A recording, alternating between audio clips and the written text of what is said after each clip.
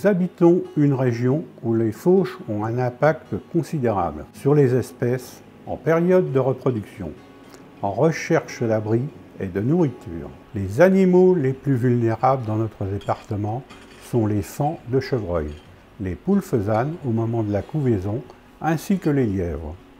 Pour vous fournir un exemple, dans certains départements, sur des parcelles de prairies naturelles ou de trèfles, c'est une mortalité de plus de 20 faisans pour 100 hectares qui a pu être observée. La barre d'effarouchement. C'est un outil agricole destiné à faire fuir les animaux avant le passage de l'outil de broyage ou de fauche du couvert.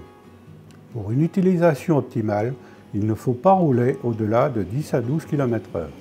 Parallèlement à cette utilisation, il faut bannir la fauche centripète de l'extérieur vers l'intérieur et privilégier une fauche centrifuge de l'intérieur vers l'extérieur afin de faciliter la fuite des animaux. Cette barre peut être utilisée à 2 périodes de l'année, d'avril à août pour la fauche des prairies et des luzernes, et de septembre à mars pour la destruction des couverts d'interculture, sipans, jachères et bandes enherbées.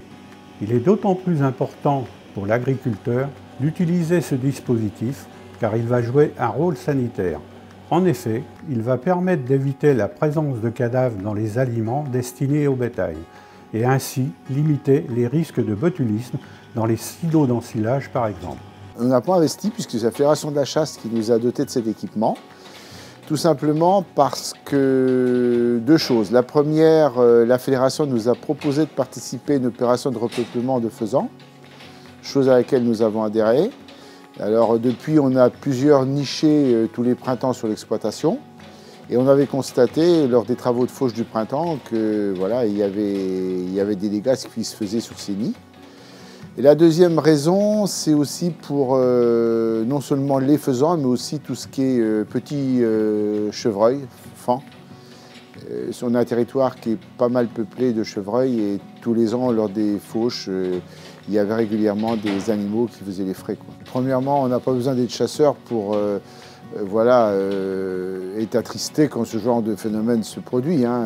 On n'a pas besoin d'être éleveur non plus, hein. L'attachement à la vie des animaux, c'est quelque chose qui nous est cher, hein. Donc voilà, la première des choses. Et l'intérêt est doublé du point de vue synergétique, parce que je suis un chasseur, je me définis comme un chasseur responsable, c'est-à-dire plus peu m'occuper du maintien de la biodiversité que des prélèvements que j'opère au long de l'année, hein.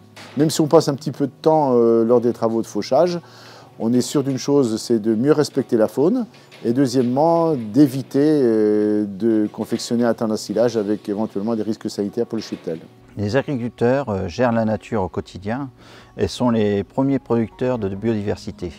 Les activités agricoles jouent un rôle déterminant et indispensable pour le maintien d'espaces favorables à la faune sauvage. Par exemple, le maintien ou la création d'éléments qui structurent le parcelle agricole augmente la richesse floristique et favorise la petite faune de plaine, en lui apportant à la fois couvert et nourriture.